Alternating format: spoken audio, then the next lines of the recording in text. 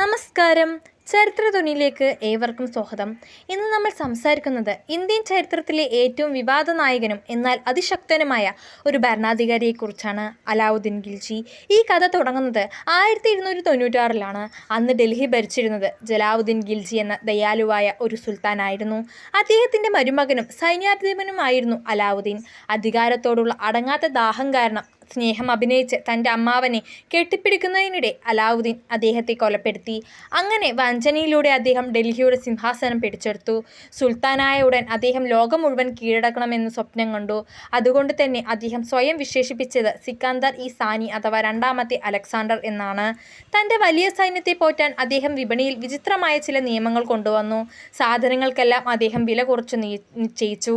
ഏതെങ്കിലും കച്ചവടക്കാരൻ അളവിൽ കള്ളത്തരം കാണിച്ചാൽ എത്ര തൂക്കമാണോ കുറവ് വന്നത് അത്രയും തൂക്കം ഇറച്ചി ആ കച്ചവടക്കാരൻ്റെ ശരീരത്തിൽ നിന്നും മുറിച്ചെടുക്കാൻ അദ്ദേഹം ഉത്തരവിട്ടു. ഈ പേടി കാരണം ചന്തകളിൽ കള്ളത്തരമില്ലാതായി.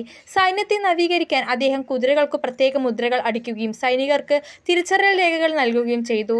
തൻ്റെ വിശ്വസ്തനായ സൈനികൻ മാലിക് കഫൂർ വഴി അദ്ദേഹം ദക്ഷിണേന്ത്യയിലേക്ക് പട നയിച്ചു. ചരിത്രത്തിൽ ആദ്യമായി ഒരു ഡൽഹി സുൽത്താൻ തമിഴ്നാട് വരെ സൈന്യത്തെ എത്തിക്കുന്നത് ആ പടയോട്ടത്തിലാണ്. ലോകപ്രസിദ്ധമായ കൊഹിനൂർ വജ്രം ഖിൽജിയുടെ കൈകളിൽ എത്തുന്നത്.